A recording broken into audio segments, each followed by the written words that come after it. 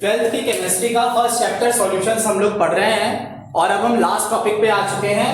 Ninth topic है हमारा abnormal molar masses and one half factor. कुछ जनरल बातें इस टॉपिक को पढ़ने से पहले हम रिवाइज करते हैं जो इंपॉर्टेंट है इस टॉपिक के लिए।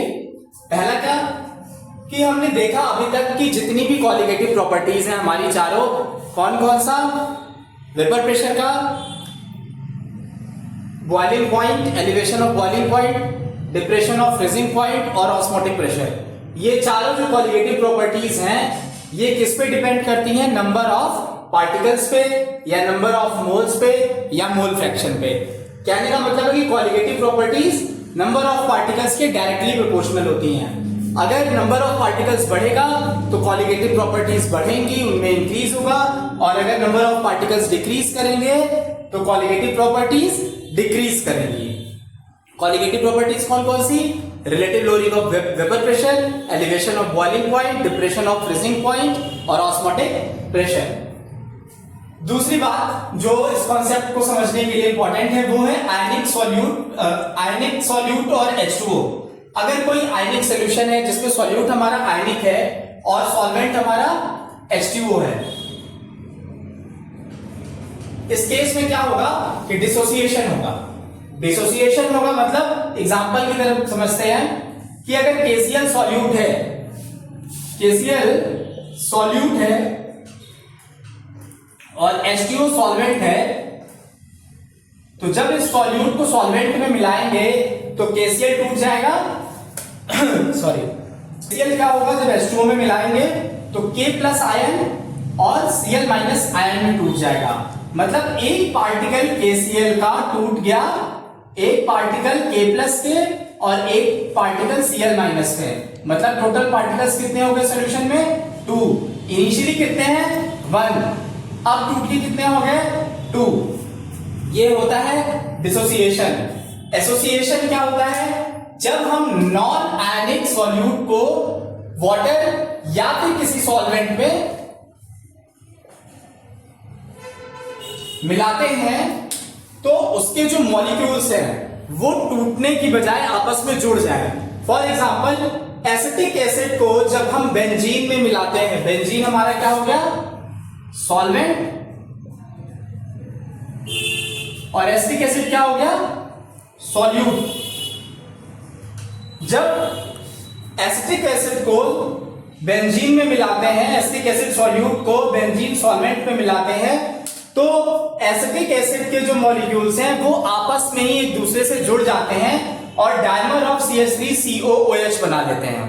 एग्जांपल इसका, ये एक मॉलिक्यूल CH3COOH का है, ये एक मॉलिक्यूल CH3COOH का है।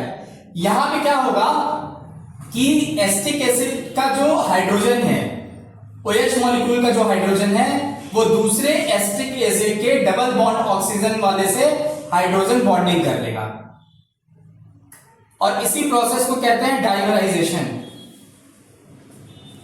और डाइमराइजेशन होकर के दो मॉलिक्यूल्स एसिटिक एसिड के मिलकर के एक molecule dimer of acetic acid बना देगा। ठीक है, तो यहां पे क्या हो रहा है? एसोसिएशन में दो मॉलिक्यूल्स मिलकर के एक मॉलिक्यूल बना ले रहे हैं, और डिसोसिएशन में क्या हो रहा है कि एक मॉलिक्यूल टूट करके दो मॉलिक्यूल से बन जा रहा है। दूसरी बात जो हम अभी तक पढ़ चुके हैं वो ये है कि qualitative properties number of particles के डायरेक्टली प्रोपोर्शनल होते हैं। मतलब अगर नंबर ऑफ पार्टिकल्स बढ़ेंगे तो क्वालिटेटिव प्रॉपर्टीज इंक्रीज होगी, और नंबर ऑफ पार्टिकल्स डिक्रीज करेंगे तो क्वालिटेटिव प्रॉपर्टी भी डिक्रीज करेगी। मतलब डिसोसिएशन में क्या हो रहा है? हमारा नंबर ऑफ पार्टिकल्स इंक्रीज कर रहे हैं, 1 से 2 हो रहे हैं, तो जब डिसोसिएशन होगा तो क्वालिटेटिव प्रॉपर्टी इंक्रीज करेगी। और एसोसिएशन में क्या हो रहा है? दो मॉलिक्यूल्स मिल करके एक मॉलिक्यूल बना ले रहे हैं, दो पार्टिकल मिल करके एक पार्टिकल बना ले रहे हैं, इस वजह से यहां नंबर ऑफ पार्टिकल्स रिड्यूस हो रहे हैं। तो जब भी एसोसिएशन होगा तो क्वालिटेटिव प्रॉपर्टी डिक्रीज करेगी। तो हमने देख लिया कि क्वालिटेटिव प्रॉपर्टीज डायरेक्टली प्रोपोर्शनल होते हैं नंबर ऑफ पार्टिकल्स के। तो क्वालिटेटिव प्रॉपर्टीज कौन कौन सी होती हैं उनका फॉर्मूला देखिए। Relative lowering of vapour pressure जो है वो क्या है? Inversely proportional to molecular weight of solute है, ठीक है। m2 क्या है, मॉलिक्यूलर या मोलर मास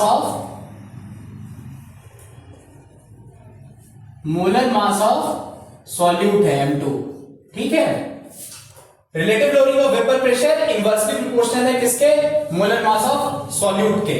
ऐसे ही elevation of boiling point inversely proportional to molar mass of solute. Freezing point, depression in freezing point inversely proportional to molar mass of solute. Osmotic pressure inversely proportional to molar mass of solute. कहने का मतलब क्या है कि colligative properties inversely proportional है molar mass of solute और directly proportional किसके हैं, नंबर ऑफ पार्टिकल्स के। मतलब colligative properties number of particles के डायरेक्टली प्रोपोर्शनल है और सॉल्यूट के मोलर मास के इनवर्सली प्रोपोर्शनल है। तो हमने देखा कि डिसोसिएशन जब होता है तो नंबर ऑफ पार्टिकल्स इंक्रीज करते हैं और मोलर मास जो है वो डिक्रीज कर जाता है सॉल्यूट का। और जब एसोसिएशन होता है सॉल्यूट्स का तो नंबर ऑफ पार्टिकल्स डिक्रीज कर जाते हैं लेकिन मोलर मास इंक्रीज कर जाता है। तो डिसोसिएशन के केस में क्या हो रहा है कि जो कैलकुलेटेड मोलर मास है हमारा, चार फॉर्मूले हैं क्वालिटेटिव प्रॉपर्टीज के, एक तो हमारा वेपर प्रेशर का है, एक बॉइलिंग एलिवेशन कांस्टेंट का है, एक एलिवेशन इन बॉइलिंग पॉइंट का है, एक डिप्रेशन इन फ्रीजिंग पॉइंट का है, एक ऑस्मोटिक प्रेशर का है। इन चारों फॉर्मूले में हम इन चारों फॉर्मूले के थ्रू मोलर मास कैलकुलेट कर सकते हैं, थ्योरेटिकल कैलकुलेशन कर सकते हैं। जब डिसोसिएशन होगा तो ये जो थ्योरेटिकल कैलकुलेशन मोलर मास का हुआ है वो ज्यादा होगा एज कंपेयर टू जो एक्सपेरिमेंटल मोलर मास आएगा सॉल्यूट का सॉल्यूशन में सॉल्वेंट में डालने के बाद जब उसका डिसोसिएशन हो जाएगा। तो डिसोसिएशन के केस में कैलकुलेटेड मोलर मास की वैल्यू एक्सपेरिमेंटल मोलर मास से ज्यादा होगी। एसोसिएशन में सेम इसका उल्टा।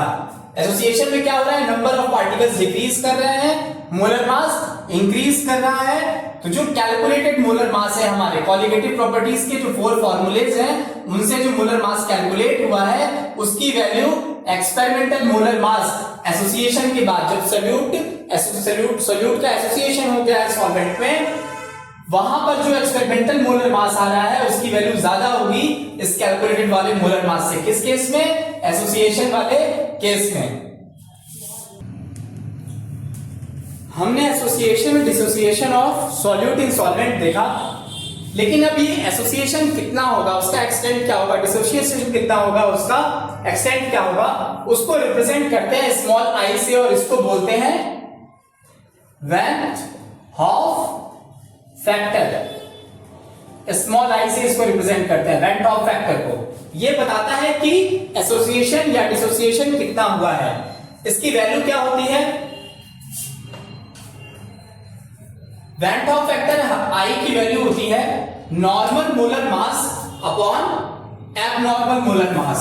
नॉर्मल मोलर मास कौन सा, जो आपने कैलकुलेट किया है, जो 4 फॉर्मूले हैं कॉलिगेटिव प्रॉपर्टीज के उनसे।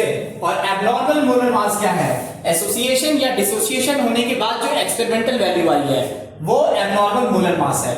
अच्छा, मोलर मास है तो नॉर्मल मोलर मास क्या होगा, inverse molar mass inversely proportional होता है कॉलिगेटिव प्रॉपर्टी के। तो नॉर्मल मोलर मास क्या होगा, इनवर्सली प्रोपोर्शनल होगा कैलकुलेटेड कॉलिगेटिव प्रॉपर्टी के। और जो एबनॉर्मल मोलर मास है ये इनवर्सली प्रोपोर्शनल होगा एक्सपेरिमेंटल कॉलिगेटिव प्रॉपर्टी के।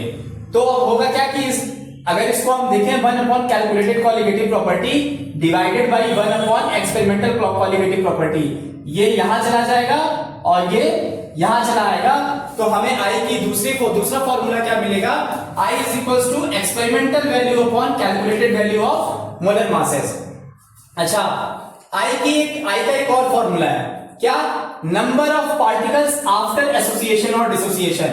ठीक, एक्सपेरिमेंटल वैल्यू क्या है, आफ्टर एसोसिएशन या डिसोसिएशन निकल के आ रही है। तो आई इज इक्वल्स टू क्या लिख सकते हैं हम लोग, number of particles after association और dissociation of solute divided by number of particles before association और डिसोसिएशन। क्यों कि बॉटम में क्या है, या डिनोमिनेटर में कैलकुलेटेड वैल्यू। कैलकुलेटेड वैल्यू कब है, जब हमने सॉल्यूट को सॉल्यूशन में डाल करके अभी उसका एसोसिएशन या डिसोसिएशन नहीं देखा है। ठीक, तो ये हो गया हमारा वॉन टॉप फैक्टर, जो हमें बताता है कि सॉल्यूट को सॉल्वेंट में डालने के बाद कितना एसोसिएशन और डिसोसिएशन हुआ है। अब इस bond top factor small I को हम इंक्लूड करेंगे किसमें, जो हमारे कोलिगेटिव प्रॉपर्टीज के 4 फॉर्मूले हैं। 4 फॉर्मूले कौन कौन से, फिर से रिपीट करते हैं। Relative lowering of vapour pressure, elevation of boiling point, depression in freezing point और ऑस्मोटिक प्रेशर। तो पहला हम लिखते हैं relative lowering of vapour pressure को क्या है, delta P1 upon P1 not is equals to I into N2 upon N1। ठीक, दूसरा हमारा क्या है, elevation of boiling point, EB is equals to KB into 1000 into W2 upon M2 into W1। ठीक है, अब इसमें क्या है,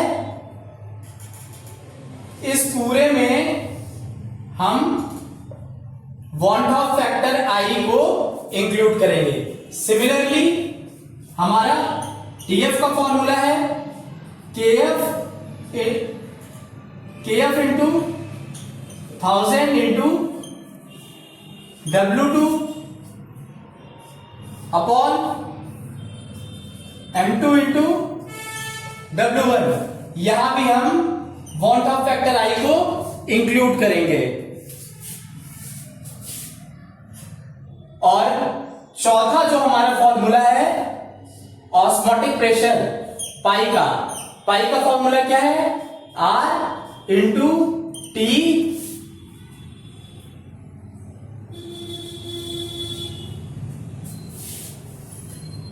इंटू N2 अपॉन V। इसमें भी हम I को इंक्लूड कर देंगे।